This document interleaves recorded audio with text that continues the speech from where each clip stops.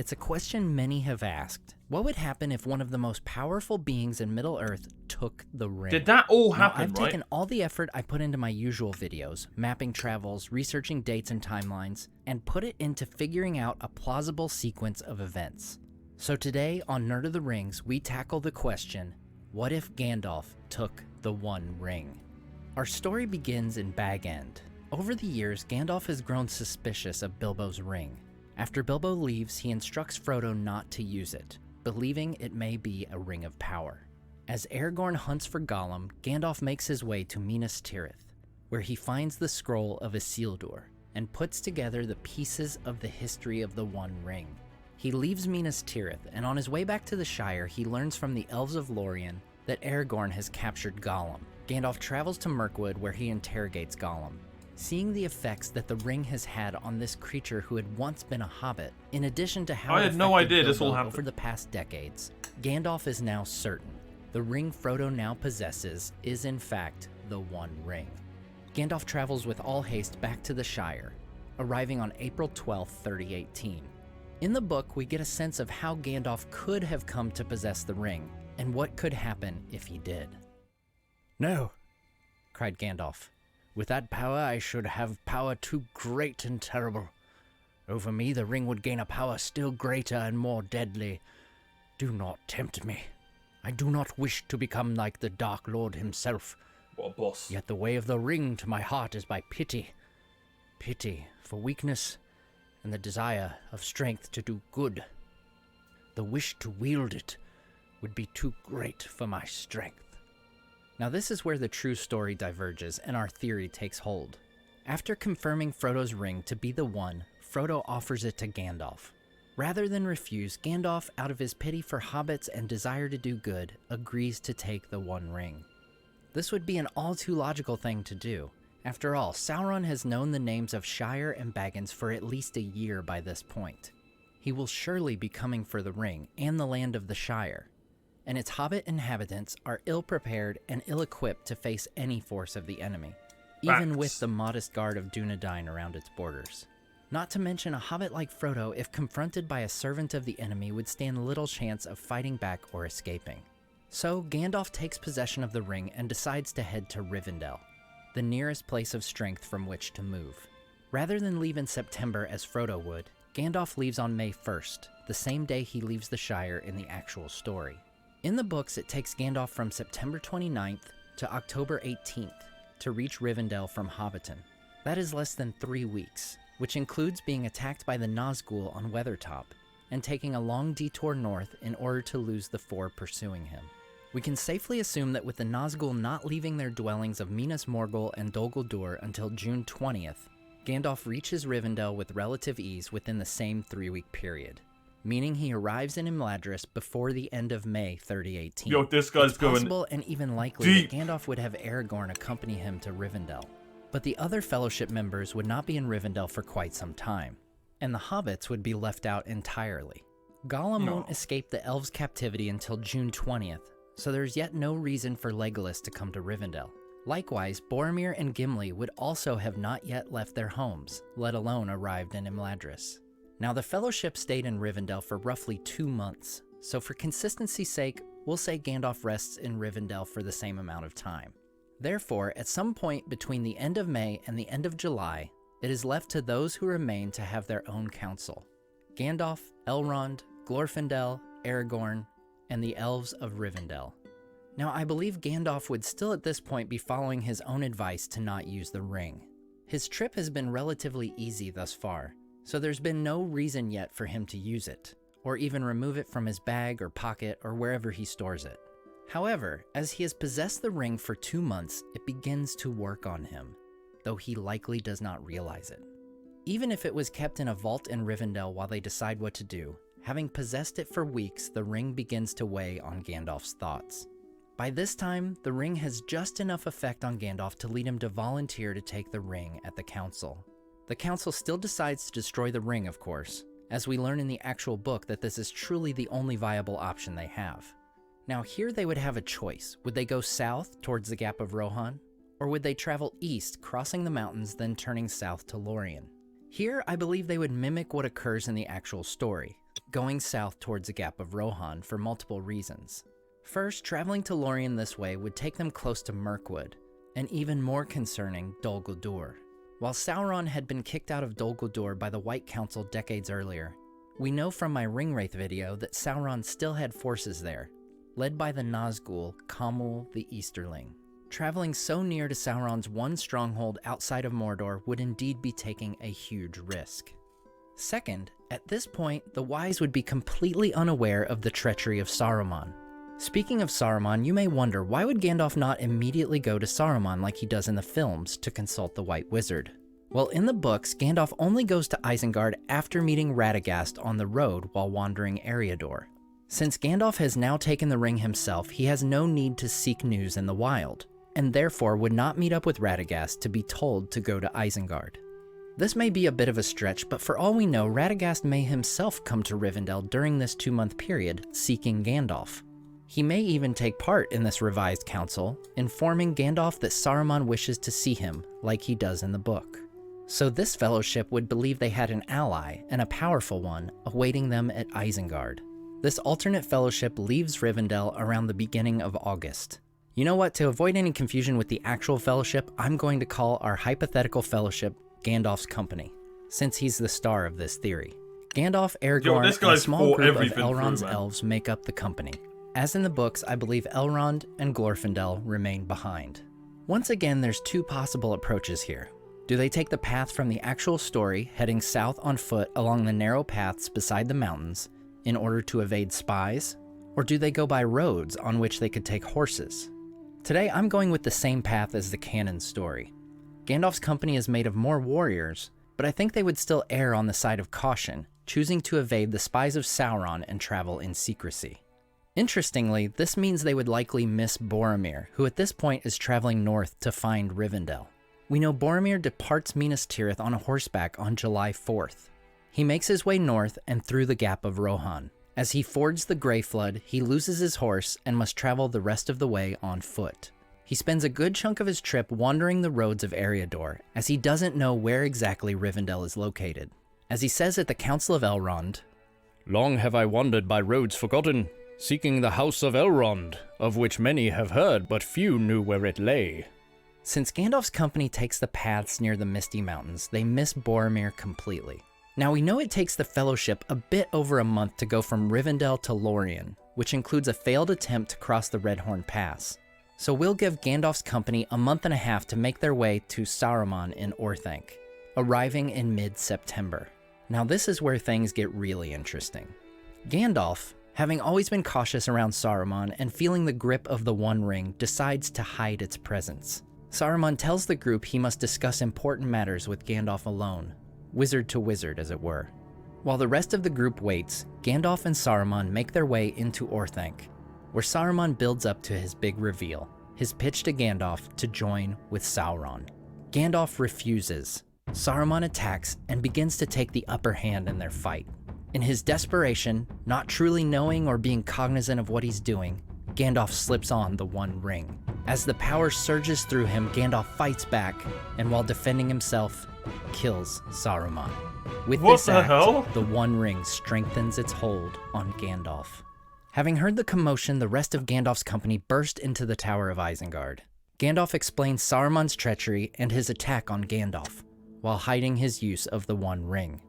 The group, seeking to reassess their path after having lost what they thought would be an ally, I feel like it should have just made him invisible instead of rest at escape. Isengard. Here, the change of timeline causes a very interesting circumstance.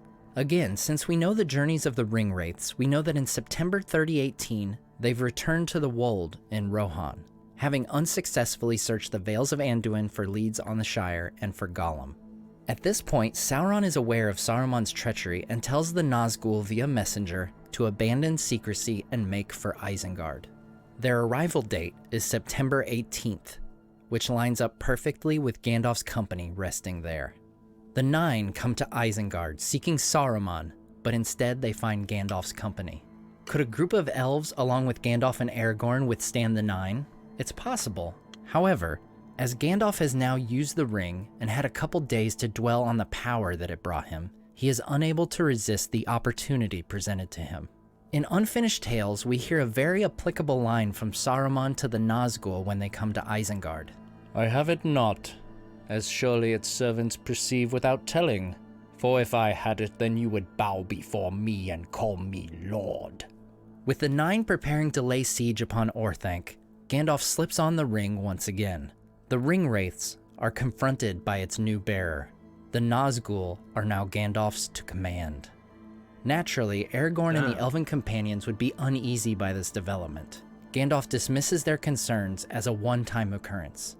He assures them he only used the ring this one time, as they could not hope to battle all nine while he was still weary from his battle with Saruman. It is just the stroke of luck they need. In the end, Gandalf convinces the group that the ring wraiths cannot be destroyed while Sauron and the ring endure. However, since Gandalf possesses the ring, he can command them, causing havoc in Sauron's forces. Reluctantly, Aragorn and the elves allow Gandalf to send forth the Nazgul. He commands the Witch King to return to Minas Morgul and make preparations for war, with all the orcs under his command. Gandalf's company makes their way southeast to Rohan, arriving at Edoras around a week later. Just as in the books, Theoden and his kingdom have been weakened by the words and poison of Grima Wormtongue. In similar fashion to the real story, Theory Gandalf comes to Edoras and heals the king, and Grima Wormtongue is banished from the realm. In the books, Theoden is much more eager to fight Saruman than in the films. The very same day that Theoden is healed, he leads the Rohirrim to take the fight to Saruman. In similar fashion, Theory Theoden is brought up to speed by Gandalf, except in this situation, they are taking the fight to Sauron. Gandalf consults with the king, and it is decided. Theoden will muster the Rohirrim and ride to Minas Tirith. After a rest of about a week in Edoras, Gandalf makes his way south. He tells Aragorn and the elves to assist in the preparations of the Rohirrim and to meet him at Minas Tirith. Making the trip of roughly 350 miles, Gandalf arrives at Minas Tirith in late October 3018. At around the same time, Boromir arrives in Rivendell and holds council with Elrond. The elf, wishing to maintain secrecy of the ring, will only state that a company on an important task has headed south, and Boromir will likely be of best service in his home city. Gandalf is brought to the throne room of Minas Tirith to meet with the steward of the city. Gandalf reveals to Denethor his plan for Rohan and Gondor. Rohan will ride to Minas Tirith, join with the forces of Gondor, and ride to the Black Gate to make war on Sauron himself. Denethor refuses Gandalf's plan. He has received word that the forces of Minas Morgul, which had attacked Osgiliath, have retreated back to the Morgul Vale. Why now should they ride out to face an enemy that has retreated? As in the books, Denethor has used the Palantir to learn the truth about Aragorn and knows he rides with Theoden. He answers Gandalf in the same manner as in the Return of the King. Do I not know thee, Mithrandir? Thy hope is to rule in my stead, to stand behind every throne north, south, or west. So, with the left hand thou wouldst use me for a little while as a shield against Mordor, and with the right bring up this ranger of the north to supplant me. But I say to thee, Gandalf Mithrandir, I will not be thy tool. I am steward of the House of Anarion. I will not step down to be the doted chamberlain of an upstart. Even were his claim proved to me, still, he comes but of the line of Isildur. I will not bow to such a one, last of a ragged house long bereft of lordship and dignity. By this time, the ring has a strong hold on Gandalf. He is no longer concerned with the courtesy of halls and the positions of men. Enough, answered the wizard. Too long have you sat in the seat of ruling. Once more Gondor shall have its king, and by no authority of yours shall he be denied. As Denethor rises from his seat, Gandalf wields the combined power of the Ring of Fire and the One. Denethor is consumed by flames, and is no more. With the steward gone, Gandalf seizes control of the city. He orders war preparations to begin immediately. In the books, it takes the Rohirrim 5 days to travel from Dun. With less urgency, they arrive in around a week after assembling their forces. After making battle preparations with Aragorn and Theoden, Gandalf leads their combined forces in their march to the Black Gate. They arrive in late November. In a coordinated attack, the forces of Minas Morgul attack those of Barad-dûr in the days before. The Nine lead the forces of Morgul against their former master. As the men of the West arrive, they breach the gate to find 2 decimated armies. Gandalf orders his forces and the ringwraiths themselves to attack all the orcs. The servants of Sauron are to be utterly destroyed. Gandalf calls forth the Dark Lord himself from his tower. Tolkien himself covered this hypothetical scenario in letter 246. One can imagine the scene in which Gandalf, say, was placed in such a position. It would be a delicate balance. On one side, the true allegiance of the ring to Sauron. On the other, superior strength, because Sauron was not actually in possession, and perhaps also because he was weakened by long corruption and expenditure of will in dominating inferiors. Sauron descends from his tower to fight Gandalf face to face. Gandalf, with his 2 rings, unleashes his full power and is the victor, destroying the Dark Lord. At this point, amidst the chaos of battle and the defeat of Sauron, Aragorn runs to Gandalf, offering his assistance to take the ring to Mount Doom. Gandalf refuses. "The ring is mine. It shall remain with me, and with it I shall protect all Middle-earth. It is the only way." "No, Gandalf. You cannot keep it," says Aragorn. Gandalf comes to a realization. Aragorn wants the ring for himself. Or at least that is what he believes. He must seize this one opportunity in the aftermath of battle amongst the chaos. Whether by a nearby ringwraith or by his own hand, Gandalf kills Elisar. Gandalf grieves the loss of his friend, but knows it was necessary to keep the peace and the ring. He orders the armies to return to their realms and to spread the word. Sauron is overthrown, and peace is to reign in Middle-earth. To ensure this peace, Gandalf makes plans to place each of the 9 Nazgûl in strategic positions throughout Middle-earth. Peace and order must be maintained at all costs. Those who resist or break the law will be dealt with severely. I'll conclude with another quote from Tolkien's letter 246 regarding Gandalf's rule. Gandalf as Ring Lord would have been far worse than Sauron. He would have remained righteous, but self-righteous. He would have continued to rule and order things for good, and the benefit of his subjects according to his wisdom, which was and would have remained great. Gandalf would have made good detestable and seem evil.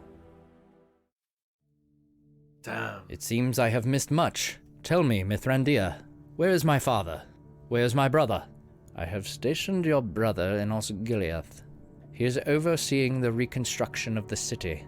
Your father is dead. It seems Sauron had poisoned his mind with the use of a Palantir. My hope is that in his absence you will be of great service to Gondor. I cannot stay in one city permanently. I need only a modest force from you and from Theoden for my journey." "A force? Whither will you take this force, Mithrandir?" "Much must be set in order to ensure the safety of Middle-earth. I ride to Rivendell and Lorien."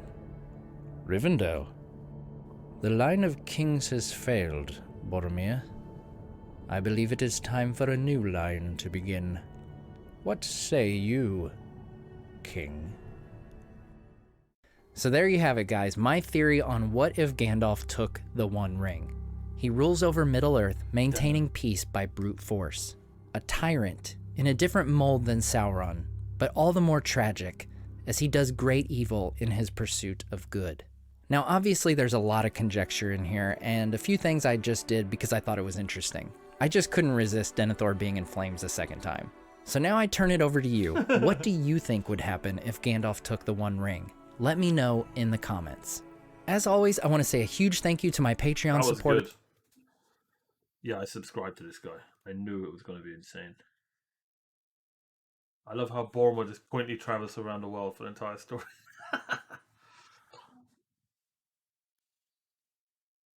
Balrog, I like this version much better. Gandalf would enslave Middle-earth and everyone would work in pipeweed factories.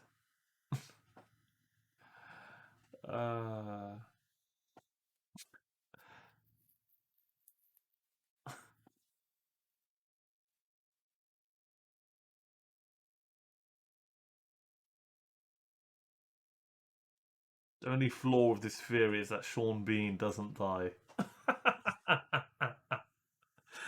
If you don't get that, Sean Bean's the one who plays Boromir and Ned Stark. He just dies wherever he goes, bless him. But he's such a good actor. Oh, that was so good.